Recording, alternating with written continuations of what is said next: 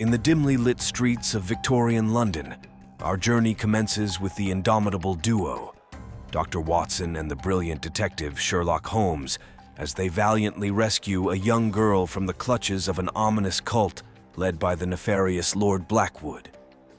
Their victory, however, is short-lived as the malevolent cult leader is apprehended, only to reveal a trail of heinous crimes in his wake. As the authorities close in on Lord Blackwood, he is swiftly sentenced to death row for the merciless murders that have haunted the city for the past 5 years. Few days later, the story takes a twist as the alluring Irene Adler, an enigmatic figure from Sherlock Holmes's past, resurfaces. In a fleeting encounter, she seeks the detective's expertise in a matter of great importance.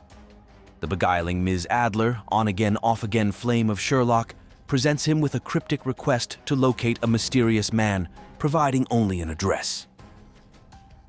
In the next twist of our story, Sherlock Holmes receives an unexpected invitation to visit Lord Blackwood in prison. Strangely enough, it turns out to be the dying wish of the notorious cult leader.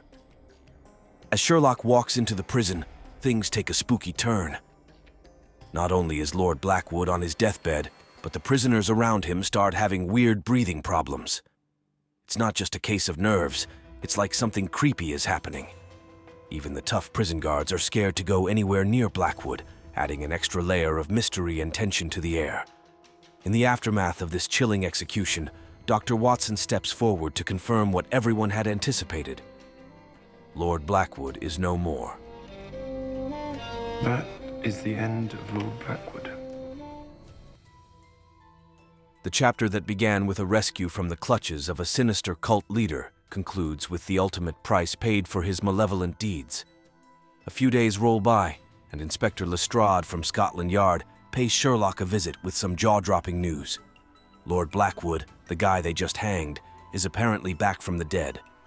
The groundskeeper swears he saw Blackwood strolling around, and his grave looks like it got a surprise visit from the inside. Now, things are getting messy. Dr. Watson, who declared Blackwood dead and all, is suddenly in a tight spot. His good name is on the line. No time to waste, Sherlock and Watson, accompanied by Inspector Lestrade, hot-footed straight to the graveyard. The tension is thick as they crack open Lord Blackwood's coffin, but it's not him. Instead, a lifeless body lies there cold and still. Dr. Watson takes a closer look and drops the bombshell. It's not Blackwood, and this poor chap met his demise a good 10 to 12 hours ago. As if that weren't enough, the plot thickens even more. This isn't just any random stiff. It's the same guy Irene Adler was on the tail of. Sherlock and Watson follow an address from a watch found on the grave, finding a room with weird science stuff going on. There are papers with fancy formulas, showing the dead guy was in cahoots with Blackwood. Look at the crest. Reardon was working with Blackwood. Of course he was. Question is, to what end? But, surprise, 3 goons show up to wreck the place on Blackwood's orders. After the chaotic brawl with Blackwood's goons, Sherlock and Watson find themselves behind bars for accidentally wrecking a ship during the scuffle. Dr. Watson catches a break. He's bailed out early thanks to his fiancée, but Sherlock is stuck until Lestrade can sort things out. Lestrade, with plans up his sleeve, has a mission for Sherlock. He wants him to pay a visit to Lord Sir Thomas, who happens to be Blackwood's father. There's a twist in this family drama that needs Sherlock's keen eye. Additionally, Lestrade ropes Sherlock into mingling with high society individuals, including Lord Coward, who's the right-hand man of Lord Blackwood. Lord Sir Thomas hands Sherlock a bunch of holy books linked to the Blackwood cult. These sacred texts are the key to something big. Later, the police find Lord Thomas dead in his bathtub, and his ring is gone. Sherlock, checking the crime scene, discovers a secret worship room. Turns out Lord Thomas and Blackwood were in the same cult, and things were messy between them. The story then takes us to a cult meeting, where Lord Thomas, now dead, was the leader. Blackwood, cowardly nominated, takes over. He spills the beans about his plans to use supposed magic powers to control England and the United States. One lord in the cult tries to shoot Blackwood, but magically his gun misfires, and he ends up dead. To celebrate Blackwood becoming the new leader, they all drink some supposed holy water. The next day, the police find one of the three guys who tried to destroy evidence dead. Sherlock, checking the body, discovers he worked in a coal factory and a meat factory. Sherlock and Watson connect the dots, cross-referencing slaughterhouses near coal factories, and find a match. They visit the place. Lord Blackwood is ready for them, attempting to kill them. Irene Adler was also caught in by Blackwood and Watson, and Holmes managed to rescue her.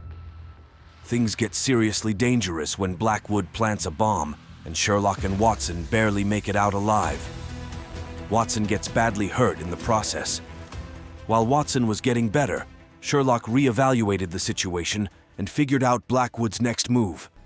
Blackwood's method is based on a ritualistic mystical system that's been employed by the Temple of the Four Orders for centuries. To fully understand the system, to get inside it, I reenacted the ceremony we interrupted at the crypt. The fraternity, who silently control the empire, share the belief with the kings, pharaohs, and emperors of old that the Sphinx was a door to another dimension, a gateway to immeasurable power. It's made up of 4 parts: the foot of a lion, the tail of an ox, the wings of an eagle, and the head of a man.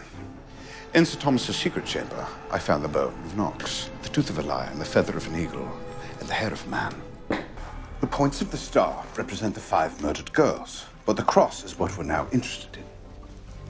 It's a widely held belief that within the architecture of the great cities are coded references to the system. Since he rose from the grave, Blackwood has killed 3 men. Each murder was committed at a location that has a direct connection with the temple, therefore the system. Reardon, the ginger midget, represents man. We found his body here. Sir Thomas, master of the temple, wore the ox ring. He died here. Standish, ambassador to America, where the eagle has been the national emblem for over 100 years. The headquarters of the Temple of the Four Orders, where he died, is here.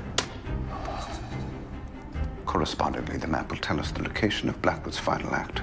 So we have man, the ox, eagle, only the lion remaining. Right here. Parliament. While they were debriefing, police barged into Sherlock's place and arrested him, following Lord Coward's orders. They took him to Lord Coward's mansion, where things took a dark turn. Lord Coward tried to off Sherlock, but our hero pulled off an epic escape. Now, they're racing to Parliament to stop Blackwood's sinister plan. Inside Parliament, Sherlock and Watson stumble upon a revolutionary poison gas device triggered by electromagnetic waves, courtesy of Lord Blackwood. The tension rises as Blackwood dramatically enters Parliament, seemingly rising from the dead. However, most lords, except a few in his cult, resist handing him power. In the midst of chaos, Irene Adler makes a move. She disarms the device but cunningly escapes with a crucial part. It's here that Sherlock unravels her true motives. She's after this device Blackwood has been cooking up. When the poison gas failed, Blackwood went after Holmes in a wild chase. In a thrilling showdown, Sherlock managed to disarm and ultimately defeat him. Turns out Blackwood wasn't using magic. It was all science. His death by hanging was a ruse. He used a paralyzing drug and bribed the guard to tie the noose loosely. Even his escape from the grave was a sham, with the broken grave glued back together. The way he killed his father, Lord Thomas, was equally crafty. He used a paralyzing chemical that reacted to the copper in the bathtub, making it look like a drowning accident. The story concludes with Watson moving in with Mary, and a bit of light humor to wrap things up. Another mystery solved in the adventures of Sherlock Holmes.